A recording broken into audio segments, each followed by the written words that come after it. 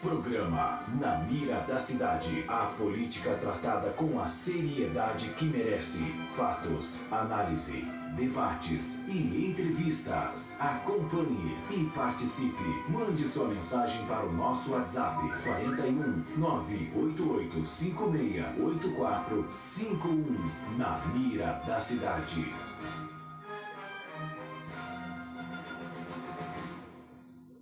Juliano Zimmer. Muito bem, 9h07, 9h07. Muito bom dia. Está no ar mais uma edição do programa Na Mira da Cidade pela Web Rádio Cidade Mix de São José dos Pinhais. Hoje é 14 de maio de 2020, um dia como hoje, 14 de maio, no ano de 2005, chegava às bancas a edição da revista Veja, que trazia o embrião do escândalo que ficaria conhecido como Mensalão. A revista divulgou gravações de vídeos em que o ex-chefe do Departamento de Contratações dos Correios, Maurício Marinho, ligado ao PTB, pedia e recebia vantagens de forma ilícita para beneficiar empresários.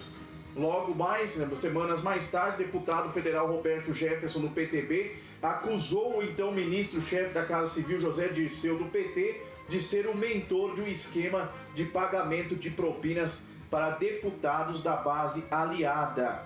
De acordo com Roberto Jefferson, o PT prometia pagamentos mensais de R$30 mil a cada deputado federal do PTB, PP e PL em troca de apoio ao presidente Lula. O não cumprimento da promessa teria provocado o rompimento entre PT e PTB, o que levou a várias denúncias de corrupção a partir daí do mês seguinte, de maio de 2005.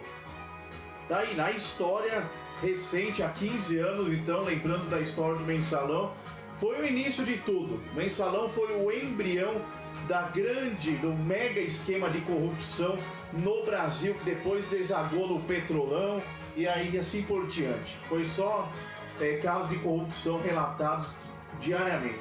Ao meu lado hoje, mais uma vez conosco, Everton Moreira vai analisar os principais assuntos dessa quinta-feira. Bom dia, Everton. Bom dia, Juliano. Bom dia, Haroldo. Bom dia a todos que estão nos acompanhando aí pelo Facebook, pela live do Facebook e pelo aplicativo da rádio também na internet. Muitas notícias, E hoje, em especial, temos uma entrevista aqui com uma pessoa bem especial no município, uma pessoa envolvida com o meio ambiente, envolvida com todas as questões de ecologia também na nossa cidade, O Marcos Rosa, que daqui a pouco vai estar aqui falando um pouco sobre o Eco Guaricana, sobre o projeto do Parque Nacional da Guaricana, e sobre as bacias dos rios aqui que a gente tem, as nascentes e a bacia dos rios que a gente tem aqui. E também sobre o Miringuava, sobre a reserva ali do Miringuava, sobre a barragem do Miringuava. Ele está por dentro de tudo aí que acontece com relação ao meio ambiente e com relação também ao saneamento de São José dos Pinhais. Então vai estar com a gente aí para sanar algumas dúvidas aí e falar um pouco dos seus projetos. Ok, então daqui a pouquinho, nós vamos estar trazendo esse assunto, e vamos estar debatendo aqui, falando um pouco mais sobre esse tema. Nosso convidado, então, o jornalista Marcos Rosa Filho, ele que comanda, o portal de notícias de São José dos Pinhais, pautaspj.com, portal de credibilidade nas informações de São José dos Pinhais. Daqui a pouquinho, então, mas antes, vamos falar um pouco da nossa política, o que tem acontecido nos últimos dias, tem chamado a atenção. Eu começo falando do seguinte: os problemas continuam em relação aos governadores. O presidente Bolsonaro, mais uma vez, tiveram desentendimentos. Os governadores não vão obedecer o decreto do presidente Bolsonaro, que obriga a reabertura de salões de belezas, barbearias e academias. Houve muita polêmica em torno desse assunto. Nós já trazíamos no programa passado, Everton Moreira, essa situação, e falávamos justamente do problema que é abrir esses estabelecimentos comerciais. As pessoas vão ficar muito próximas, principalmente academias, não tem como existir um distanciamento das pessoas que frequentam esses locais. E agora os governadores falaram que não, já que o STF está amparando dando autonomia aos governadores e prefeitos para tomarem suas próprias decisões, eles não vão obedecer o decreto do presidente Bolsonaro, e aí já gerou uma polêmica enorme, Everton Moreira. E aí, como é que você vê essa situação? É uma coisa que a gente não entende, né, Juliano? Essa divergência de de ideias. A gente teria que ter uma convergência, né, dessas ideias. Eu acho que o pessoal tinha que sentar na mesa, fazer um comitê de crise, né, e decidir junto, né, na unidade, o que é importante para o país, o que é importante para cada estado e o que é importante para cada município. E não tomar medidas autoritárias, né, conforme então está sendo feito. Eu acho que esse debate político passou a hora já de terminar, e o pessoal sentar e ver a real situação mesmo que a gente tem hoje, né, com relação à pandemia. É complicado você falar, porque você tem uma situação que a disseminação do vírus, ele ocorre muito rápido e muito fácil, né? E essa questão da academia, a gente bate aqui direto, até que a gente conversa em off aqui com o nosso amigo Alessandro Gomes, do Sansão, né, com relação à academia. Por exemplo, como que vai abrir uma academia de artes marciais? Como que vai haver o contato, né? Não tem como. Há o condicionamento físico, tá? Tem que isolar a pessoa de 3 em 3 metros. Como que você vai fazer? Como que você vai dirigir isso? Eu acho que nem os profissionais, os profissionais que trabalham nessa área estão preparados para isso. Então teria que ter uma capacitação, teria que ter uma orientação, e não simplesmente abre e resolve, né? Então, eu acho que passou da hora desse pessoal pensar no próprio umbigo e eles sentarem à mesa e discutir essa relação como homens que gerenciam o país, que gerenciam a cidade, que gerenciam o estado, né? E eles tenham essa consciência de que não é só briga política, que eles têm que sentar na mesa e ver uma solução que seja menos pior para colocar em prática. Essa discussão não leva a lugar nenhum, e o Brasil precisa de uma união, uma unidade governamental entre prefeitos, governadores e o presidente da República. Só que as confusões entre governadores e presidentes da República não é de agora, vem desde a República Velha, né? Há mais de 130 anos da história política brasileira, desde o tempo da República Velha até hoje. Os governadores estão sempre em pé de guerra com os presidentes da República. Eu cito aqui alguns exemplos.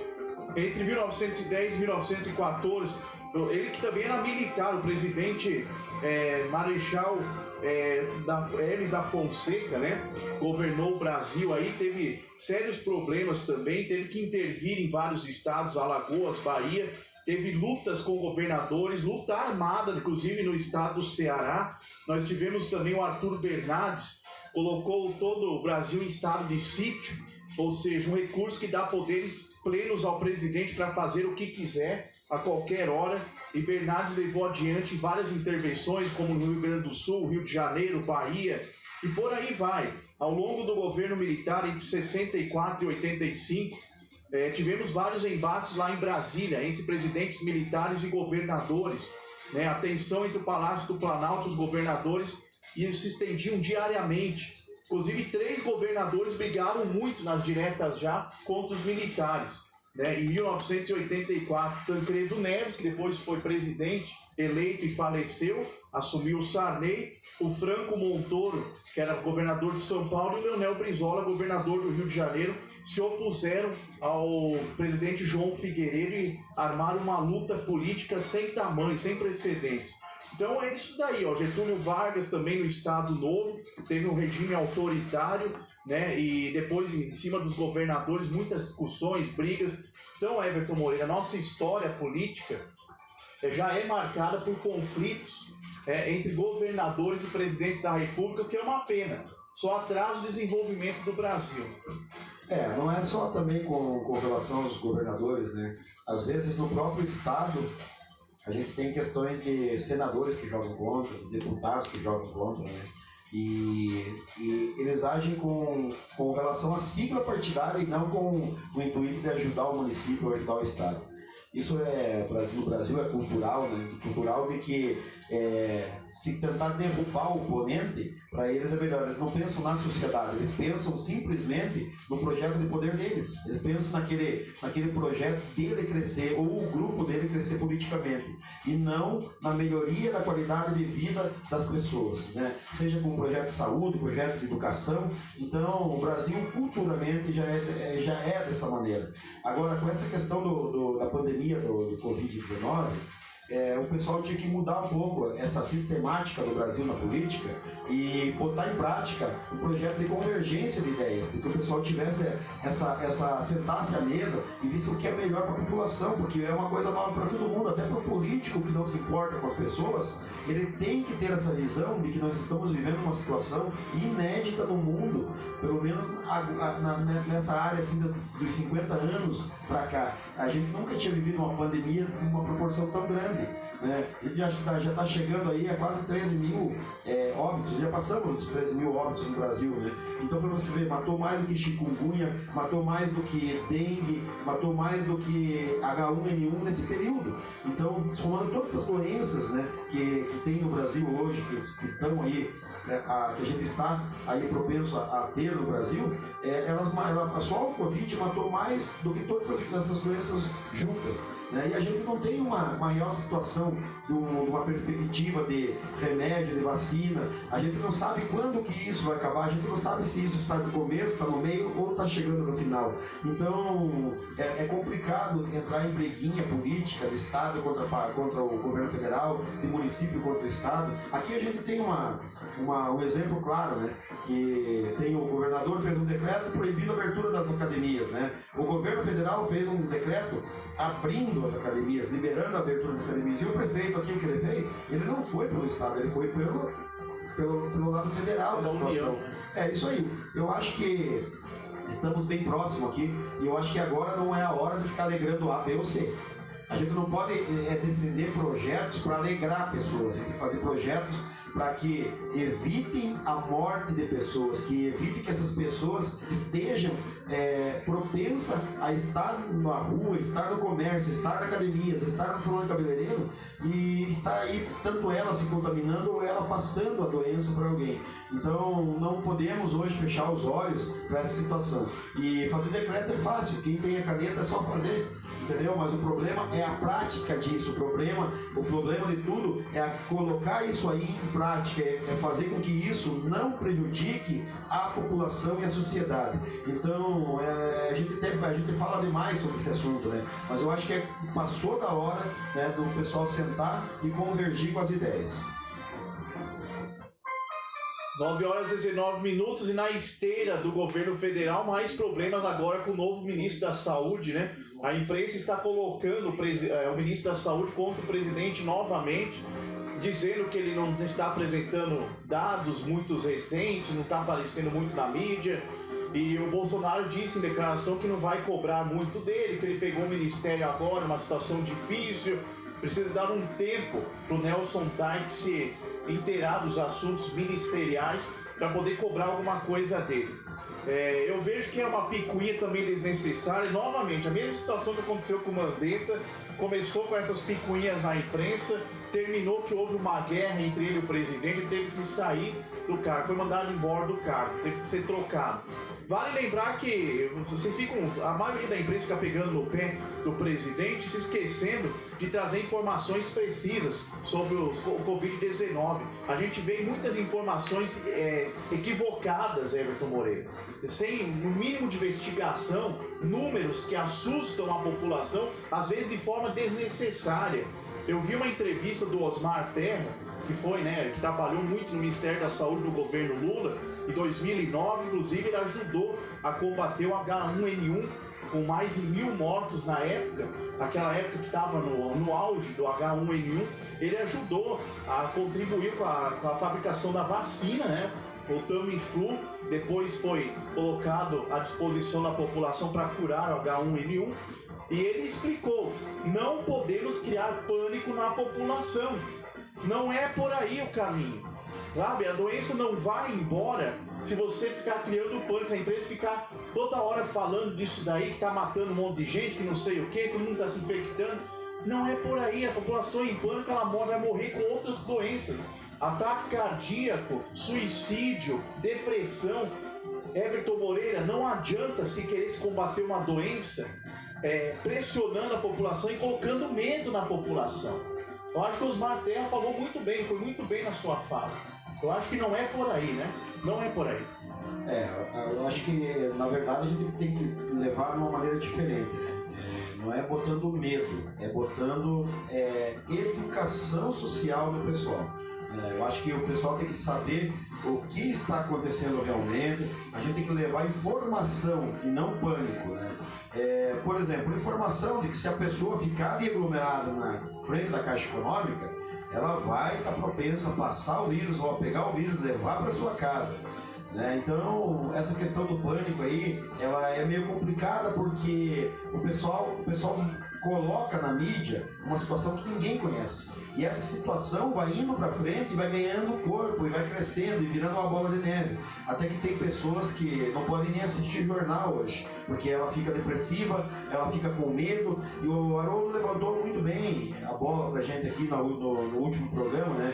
Que nós estamos tendo um problema seríssimo hoje com relação ao confinamento, porque as pessoas estão ficando com depressão, estão ficando com problemas cardíacos, está aumentando o problema, as situações de ataque cardíaco, pessoas das doenças cardíacas, né? Pessoas que estão tendo a capacidade de querer se matar, né? Porque não sabe com o que eles estão lidando, né? A questão do medo de ficar desempregado, a questão do medo de passar fome, a questão do medo de ver um ente querido estar doente, pegar essa doença e ficar numa situação de hospital, que vai ser internado, ficar entubado, não saber o que vai acontecer, porque a gente não tem muita informação sobre isso, né? Então, a mídia joga muito mais desgraça do que informação. Eu acho que é essa a diferença. A gente tem que colocar para a população informação e educação social, educação de comunidade, para que as pessoas tenham o hábito de fazer aquilo que elas não estavam acostumadas a fazer, para que a gente possa controlar essa questão do Covid. E não adianta só cobrar o ministro da Saúde, porque já aconteceu, os outros governos, o presidente fazia o que queriam. O governo Lula trocou 3 vezes de ministro da Saúde em pouco tempo, a Dilma 4 vezes, sabe? Eles brigavam com os ministros, xingavam, a Dilma era grossa, era estúpida com os jornalistas, com seus ministros, dava óleo, dava de dedo na cara deles. Não é por aí, gente, não tem que ficar comparando, né? Mas eu acho que a situação é o seguinte, deixa eles trabalharem, né? Não adianta a mídia ficar criando picuinha que a ONU não existe, Everton, não existe. Mas também o presidente tem que se ajudar, né? Vamos lá, vamos ser sinceros, né, Juliano?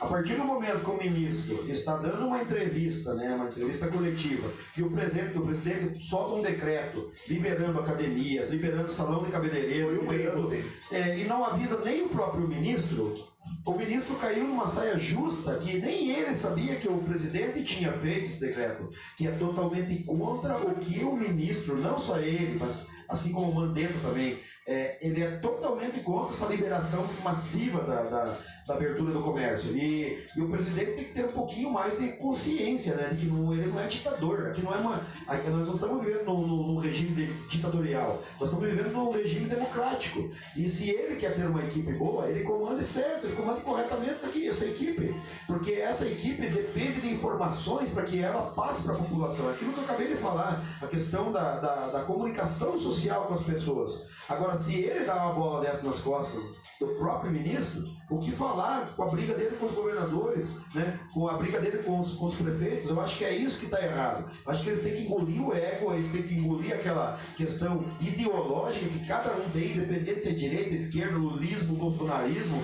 ou dorismo, né? Que agora tem o dorismo aí também. Então eles têm que botar na cabeça de que eles têm que parar com essas picuinhas políticas e sentar e resolver a situação como homens, que é assim que a gente botou, para eles serem homens que administrem as prefeituras, os governos estaduais e o governo federal. Então, acabou, chega, eu acho que eles têm que parar, e o Bolsonaro também tem que parar de dar motivo para que os outros ajam, né? É isso aí. Eu acho o seguinte, sentem e conversem, é a melhor forma de resolver isso. Só para fechar então, André, daqui a pouco tem o nosso entrevistado, né?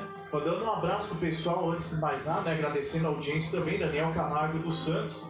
No assunto governantes, o dia que esses políticos trabalharem para o povo, as coisas vão mudar. Enquanto estão fazendo para eles, quem paga a conta é o povão. Brasil, terra de coronéis, seja em qual esfera for. Parabéns pelo comentário, Daniel Camargo dos Santos. É isso aí, a velha política ainda prevalecendo no Brasil.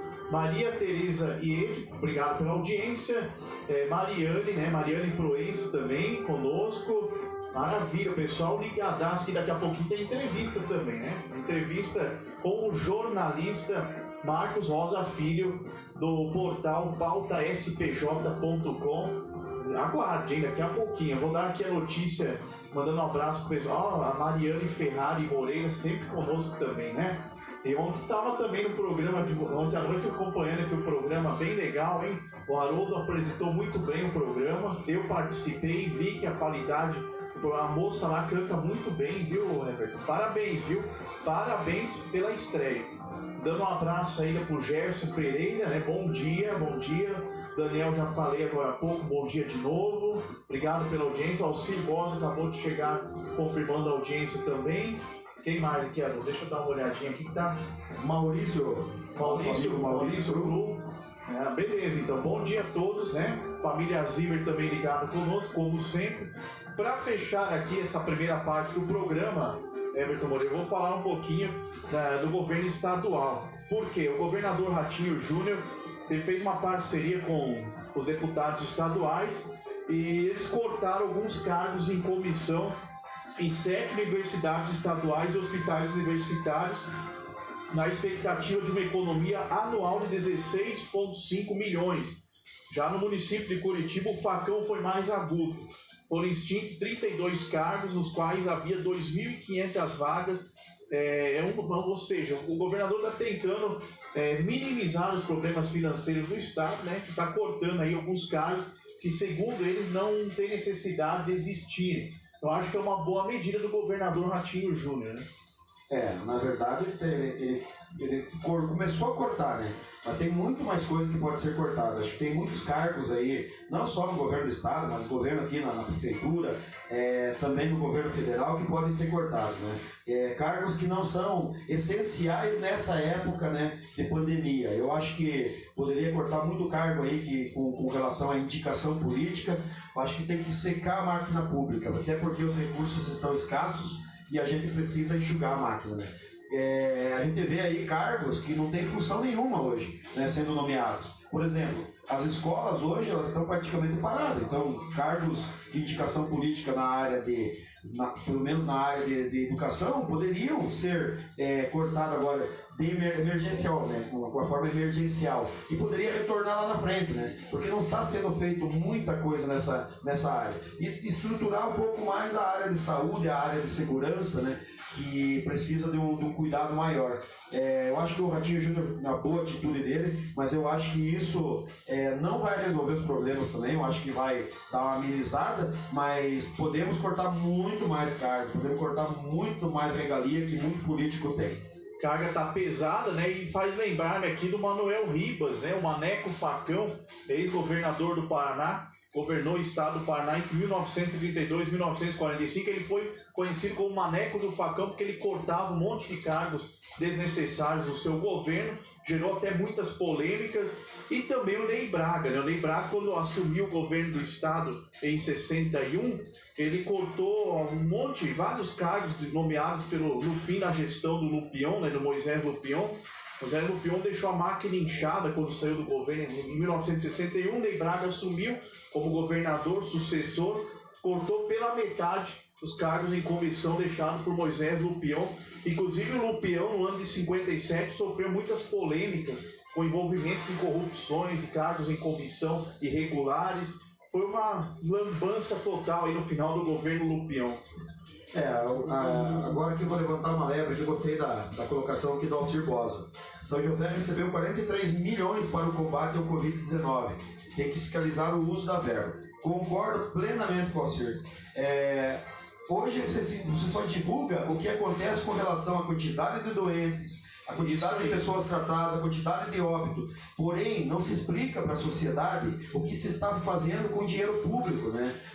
Aonde se está investindo, né? Se esses 43 milhões vieram, eu acho que nada mais justo do que a prefeitura fazer um comunicado nas suas páginas oficiais, é claro, porque eu sou contra essa questão de blog, receber dinheiro para poder estar propagando as coisas da prefeitura. A prefeitura tem os canais dela, ela não precisa estar pagando para blogs ou páginas de internet para poder fazer propaganda. Eu acho que ela tem a página dela, tem que ser impulsionado ali para que a sociedade tenha a ciência do que está sendo feito, que ela tenha essa real comunicação da prefeitura com o povo. Acho que a prefeitura mesmo pode fazer esse papel, porque tem muitos funcionários, né, tem muitos servidores, né, você pode até me ajudar aí, que trabalham na Secretaria de Comunicação, né? Então não precisaria de ter todas essas páginas, esses blogs, para poder divulgar alguma coisa da prefeitura.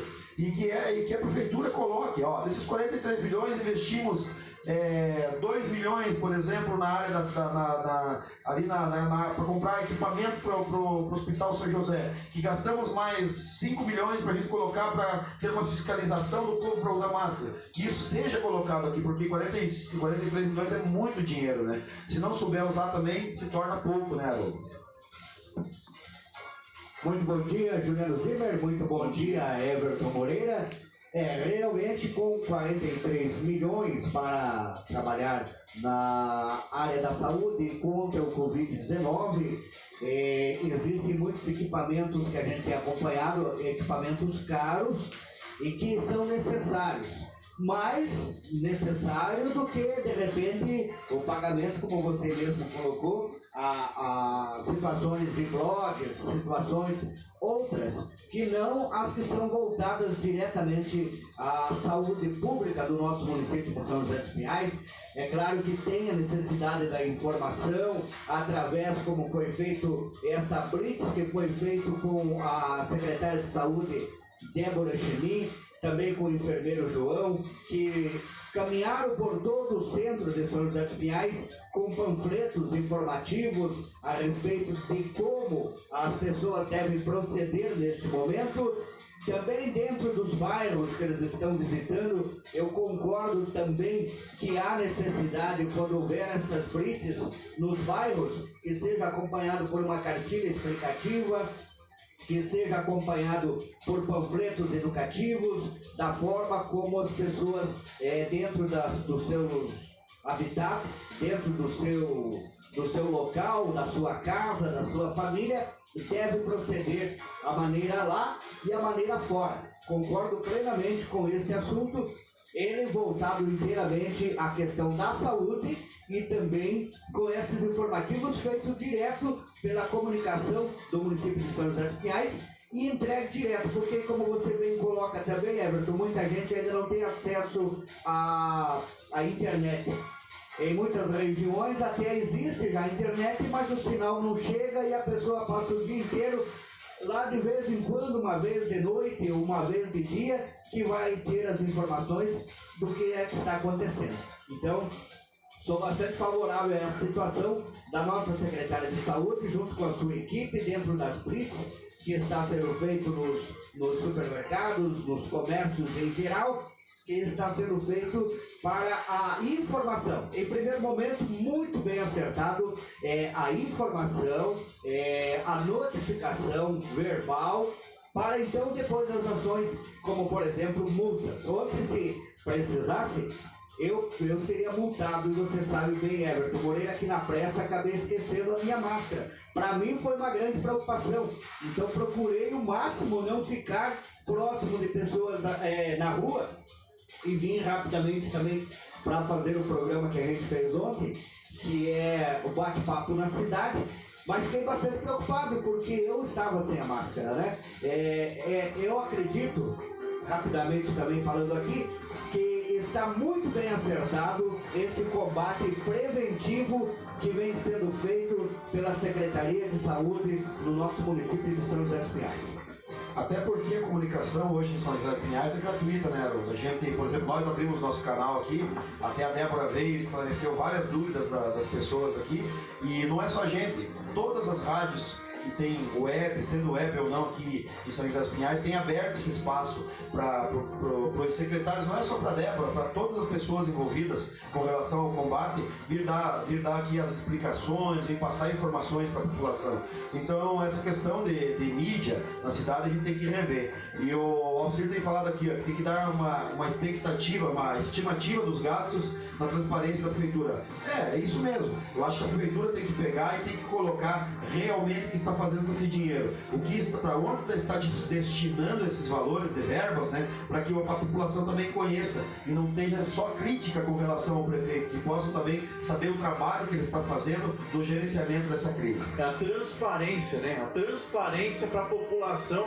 E hoje em dia, Everton e Haroldo, existem meios para isso. A gente tem aí a internet, a gente tem meios de comunicação modernos, atualizados. Você atualiza diariamente um portal da transparência e lá os secretários vão colocando informações quanto a gastos, a receita líquida, receita bruta. E a pessoa, o contribuinte, o eleitor, vai acompanhando. E isso faz toda a diferença também numa campanha eleitoral. Porque a gente sabe que muitas vezes os políticos só falam: eu recebi doações da empresa tal na campanha. Aonde já se viu empresa ficar doando milhões para uma campanha presidencial? Isso não é doação não, gente. Isso é um dinheiro que não se sabe de onde veio. Sabe? É um dinheiro obscuro para a população. Você não sabe por que a Odebrecht deu tantos milhões para tal candidato, um deputado, um senador. Porque falta transparência. Ninguém dá dinheiro de graça para ninguém, Everton. Você sabe disso. Essa questão a gente não entende, a conta não fecha, né? Por exemplo, tem apoiadores de políticos aí que colocam 2, 3 milhões numa campanha e depois ele ganha um cargo para isso, né? Mas o cargo dele não paga 700 mil durante o mandato e ele colocou 3 milhões. A gente não entende o que acontece com 3 milhões, o cara não precisaria nem estar trabalhando na prefeitura, no governo do estado, no governo federal, porque é 3, 4 vezes maior o rendimento do que ele tivesse prestando trabalho. Então a gente não entende isso, mas um dia, quem sabe, a gente possa entender, que alguém explique pra gente. Fica a pergunta no ar aí para quem faz esse tipo de investimento em campanha pública, né? E chegou tarde, 9 horas e 38 minutos, o portal da transparência no Brasil chegou tarde demais. Você veja, na Assembleia Legislativa do Paraná, e foi em 2010, recentemente, que foi implantado lá o portal da transparência, falando das contas dos deputados estaduais, onde gastam, com que gastam. Então tem que ter mais transparência, tem que existir mais transparência. O Nelson Justo era presidente da Assembleia Legislativa do Paraná na época que foi criado o portal da transparência em 2010. Nosso entrevistado já chegou, nosso convidado, né, o Everton Moreira Haroldo Nascimento, foi lá recepcionar. E esse assunto, gente, é um assunto pouco, não foi falado na mídia, né, ainda. Nós vamos estar dando aqui com exclusividade essa informação, entrevistando aqui o jornalista Marcos Rosa Filho. E temos uma mini Amazônia por aqui na região de São José dos Pinhais, que liga todo o litoral do estado também. É um assunto interessante, né? Muita diversidade também. Fauna, flora, né? Diversificada, né? E é uma extensão territorial gigantesca, né, Haroldo?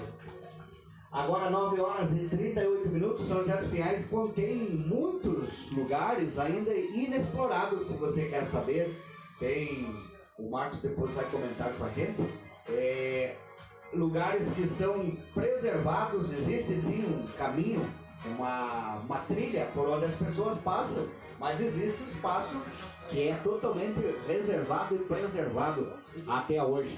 Recebendo aqui o nosso querido Marcos Rosa, chegando junto com a gente já e ocupando o seu lugar aqui na Rádio Web Cidade Mix.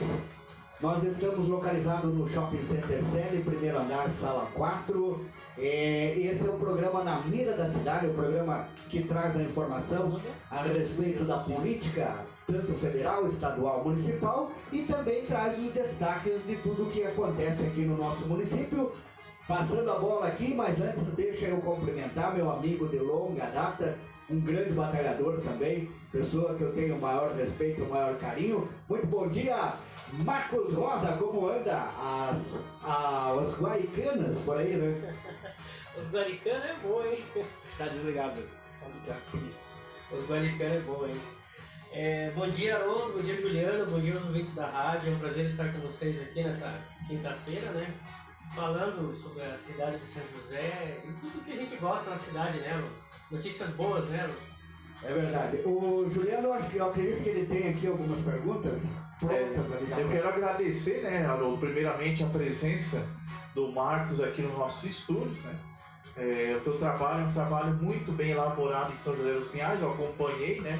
O teu portal de notícias também, né? pautaspj.com, e me chamou a atenção esse assunto, né? Eu estava até comentando com o Haroldo agora há pouco, antes de você entrar nos nossos estúdios, que São José dos Pinhais tem uma extensão territorial gigantesca, com uma fauna e uma flora bem extensa, né? Que pouca gente sabe que existe, né? E você tem acompanhado de perto, tem trazido muitas informações sobre isso. Eu queria que você contasse um pouco mais para nós, né? Sobre essa área aí que você publicou aqui no seu portal, né? E a Serra da Guaricana também, né? E aqui fala que tem 900 km² em São José dos Pinhais de área, né? 58% de cobertura de florestas, é uma área enorme. Então, como é que você chegou nessas informações? Como é que foi a pesquisa, investigação? Conta um pouquinho mais pra gente sobre essa descoberta fantástica. Então, Juliano, assim, da mesma forma que a gente fala que São José tem uma riqueza que as pessoas ainda não conhecem, é uma situação que eu particularmente também não conhecia.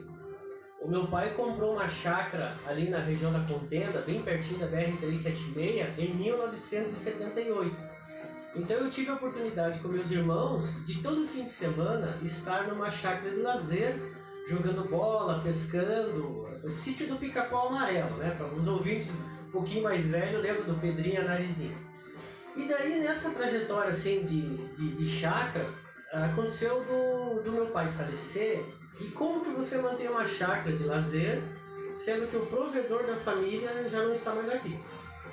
Aí você começa a pensar assim, poxa, mas o que eu posso fazer na chácara que renda um dinheiro para que a gente não precise vender a chácara, né? Uma chácara de 6 hectares ali na Contenda. Aí você começa a ir na chácara das outras pessoas e você começa a ver alguns modelos, assim, poxa, mas eu não sou da agricultura, né? Eu não tenho, apesar do meu avô e minha avó lá em Urubici, Santa Catarina, serem empreendedores da área rural, não era uma cultura da minha família, até porque meu pai vinha da área de vendas. Aí você começa a se queixar sobre a dificuldade de manter uma chácara e você começa a entender que você tem uma propriedade com área verde, você tem uma propriedade com 2 nascentes. Aí você começa a perceber que aquela propriedade ela é tão importante quanto uma grande fazenda ou aquele lote que tenha 2 araucárias em cima.